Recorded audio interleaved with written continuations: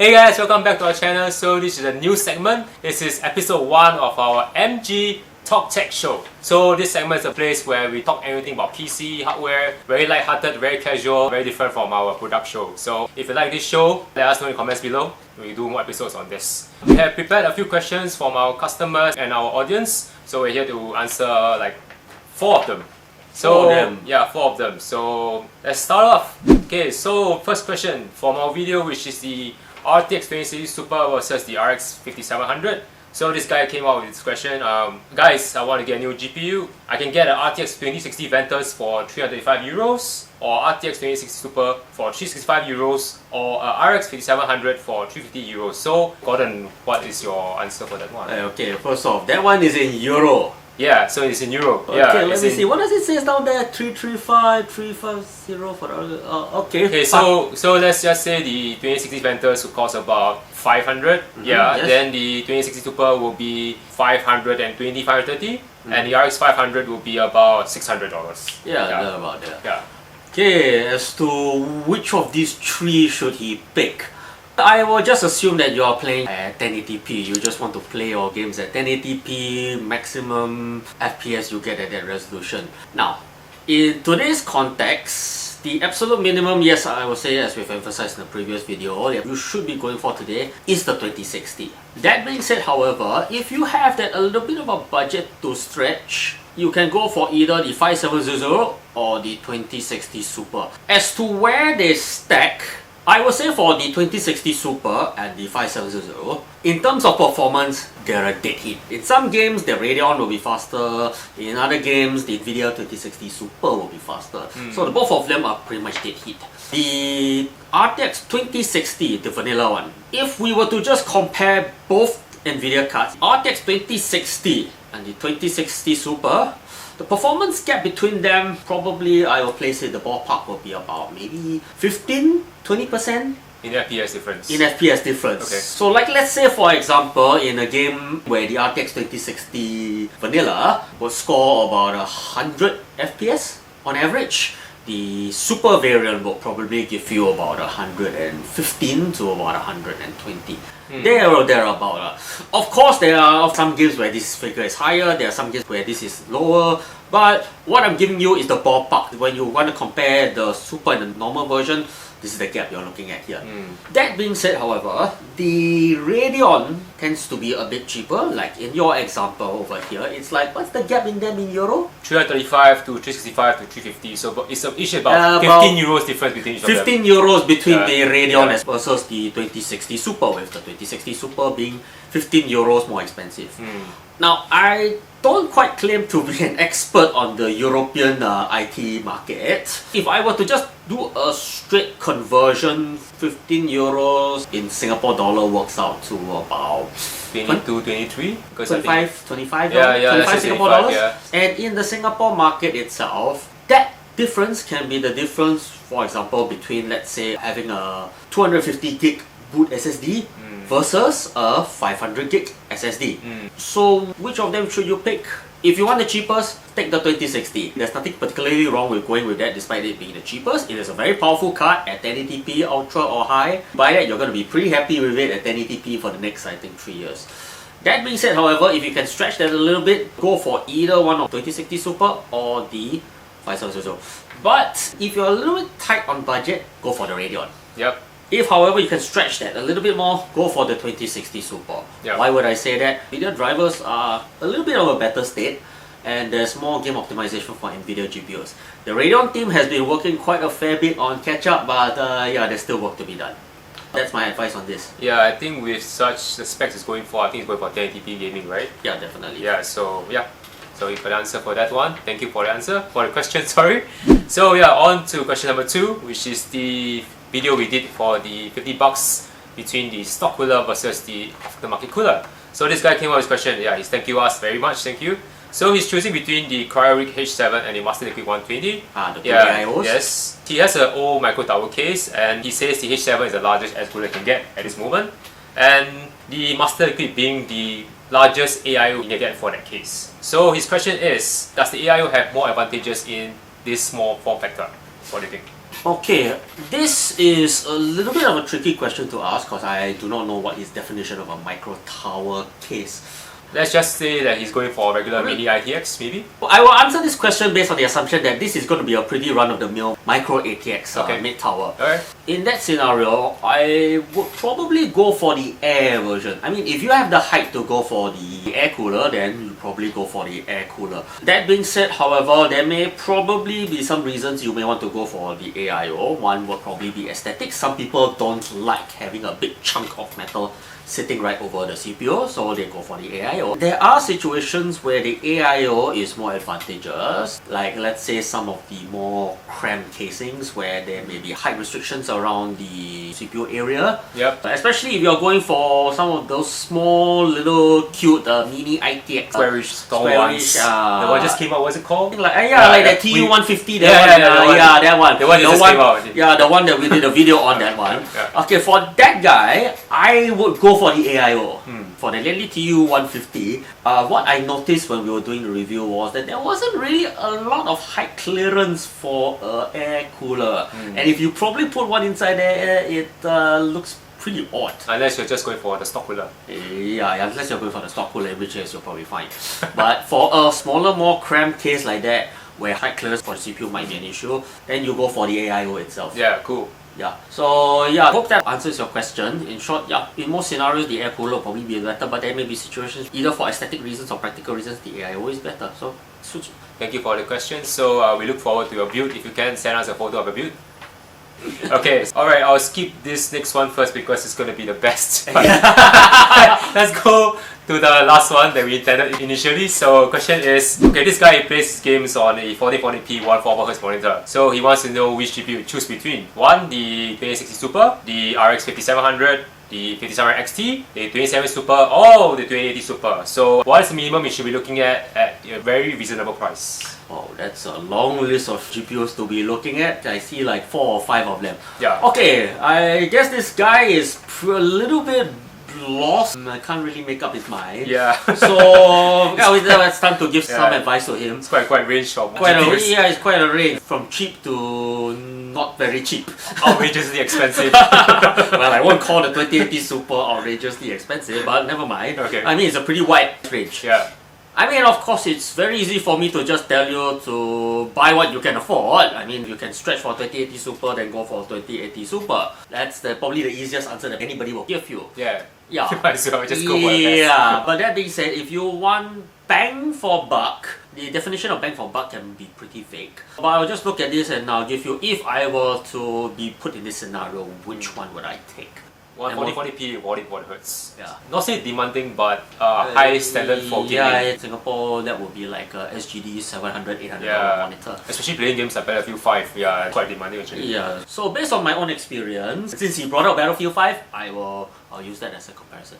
Let's say if you were to take Battlefield 5 right now, and you were to set it at 1440p Ultra, but of course with the ray tracing and the DLSS off, because naturally the Radeons don't have these two features, so we're going to use that as a point of fair comparison. Yeah. Okay, the RTX 2060 Super on average will do about 80. Yeah, which is not bad. It's actually very good.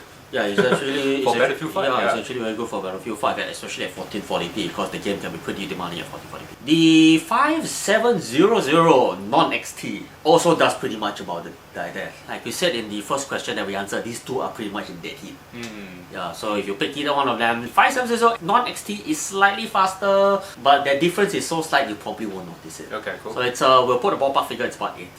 Then we go up to the next tier in the ladder, which is the 5700 XT and the 2070 Super. Now, generally speaking, in most games, the 5700 XT is slightly slower than the 2070 Super. In some games, the gap can be as much as like 5%, maybe even 10%. That's between the 5700 XT and the 2070 Super. However, in Battlefield 5, because the game engine so far has been optimized pretty much for the Radeon GPUs, so if you were to compare it in Battlefield 5, they're pretty much on par. Both of them will give you about 100 FPS, so just remember that point. Nice. Yeah. The 2080 Super it's a little bit of an oddball in the sense for that amount of pricing that it commands. Performance difference between the 2080 Super and the 3070 Super, I would say is roughly about 15%. Yeah. So where the 2070 Super will do about 100, the 2080 Super will do about 115. In certain areas, maybe between 115 to 120. So using this as a yardstick, I would say since you have a 144Hz monitor, the absolute minimum you should go for is either the 570 XT or the 2070 Super. In Battlefield 5, you will get at least 100 FPS, which would at least make somewhat full use of your fancy 1440p 144Hz monitor. Damn right, man. Yeah. But of course, if you can stretch the moolah, go for the 2080 Super. Yeah, of course. Heck, if you print money, 2080 Ti. I'd worry about the debt later. Yeah. Just go for 4K anyway. Yeah, but nobody really plays at 4K. Because at 4K, even the mighty 2080 Ti at the most does about 60 FPS. To most PC master race, 60 FPS is like... You can imagine when you fire the shell from a tank, you can see how slow the shell moves. If I wanted that level, I tell you, if I wanted that level of slow-mo, I'll play the game on my PS4. Bang! Where? Boom. Okay. Now my next question. Alright, this is the highlight of today's show. So we have this question from this customer. We don't want to be rude, but I think Gordon, when you hear this question, you will laugh your pants down. Okay, just give it to me. Alright, cool. He wants to get a PC. He went and asked around his friend. So his friend gave him this idea. So here it is. He wants a PC that consists of a Core i9 because his friend says it's the best to go for right now. But you know what it's pairing it with? A H310 motherboard, 8 gigs of RAM, and 2060. So he wants to know, Gordon, can you come up with something better and cheaper? Not being rude, okay? I mean, it's not being rude. I mean, there are people who ask these kind of questions. I mean, in our line of work, we get them every week. Okay. Well, almost every day actually. But I think it's probably a good time to clear it and put it out on the table. If you ask me, is the i9-9900K the best gaming CPU right now? My short answer is yes, it is. But with one caveat. Provided you pair it with a top tier GPU like a 2080 Super or a 2080 Ti. If you have that kind of budget, let's say in the Singapore context, you have a budget of 5,000, 6,000 Singapore dollars. What does that translate to in freedom money? 4K? Yeah. Yeah, if your budget is about there, then by all means, please go ahead, knock yourself out. Get a 9900K, get a 2080 Ti, and go have your fun with as much FPS as you can get. Yeah, get a bottle of whiskey when you play games and stuff. Yeah, but then from what I can see from that parts list over there, it kind of seems that you have a very limited budget. The fact that you somehow a entry-level H310 motherboard ends up in a mix. Okay, right. Maybe a little bit of lesson here. The i9-9900K is a very good CPU, but for a gaming PC, it not only needs a top-tier GPU like I mentioned earlier, it also needs a very good motherboard. Bring out its potential. Yes, definitely. Because you see, the 9900K, when he's running at his full potential, it draws quite a fair bit of power from the socket. Yeah. Churns out quite a fair amount of heat. So if you're going for 9900K, you have to budget for, let's say, a good AIO. I will say for 9900K, just to run at stock speed, you are looking at a 240 bare minimum. Yeah. At recommended 280 or 360 rack. Yeah. So you have to budget for that as well. And for the motherboard wise, to be able for it to either overclock it or just run it at the highest stock boost speed, which is around 4.7 GHz, you are looking at least either a mid-tier Z370 or mid-tier Z390. If you can go the higher, the better. An entry-level motherboard like the H310 is designed more for like a very budget user. They'll pair it with a Pentium, a Core i3-9100, or at the very most, maybe an i5-94. Then I'll say, by all means, if you're cash strapped, go ahead with the H310.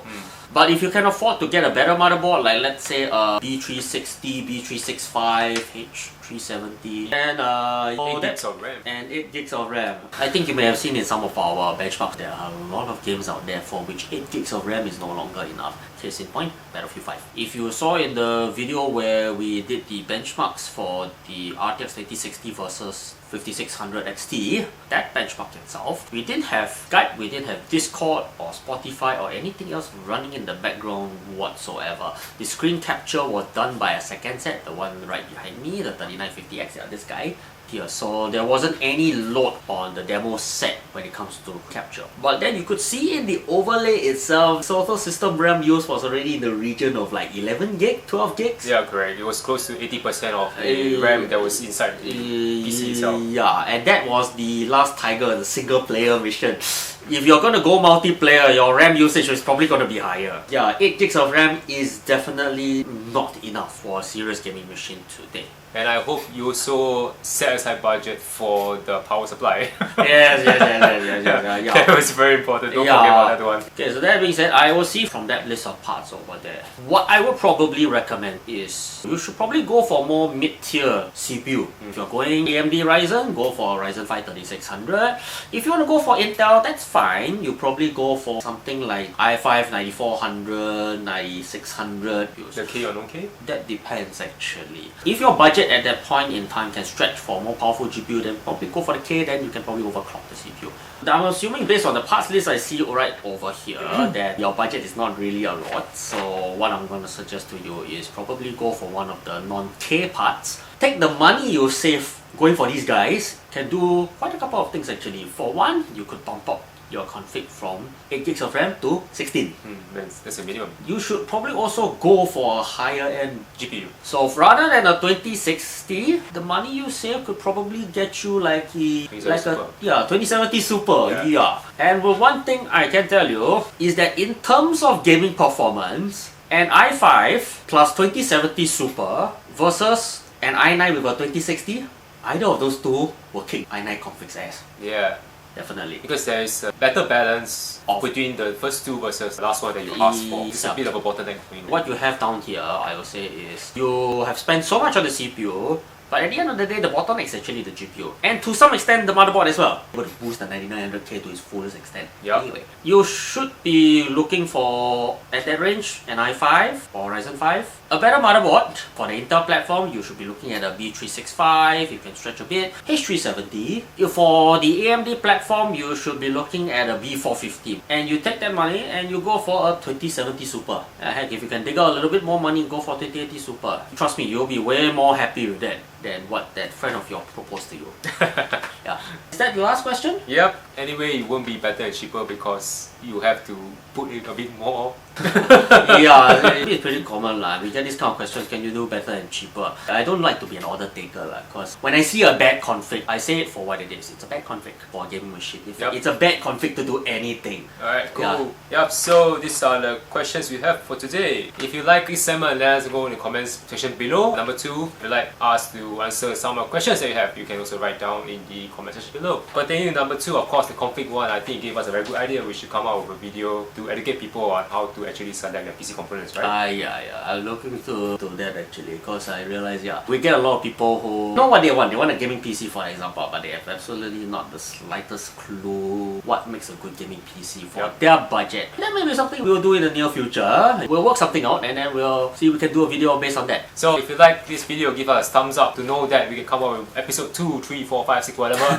for this MG Top Tech Show. Also, click on the eye icon, subscribe to our channel. So make sure to check out our channel because the Astro Rack motherboard part 2 video is dropping soon. So if you don't want to miss that, make sure to subscribe to our channel. Oh, make sure to click the bell also. I forget about that one. Subscribe, click the bell. So from Gordon and I, say goodbye, guys. Bye.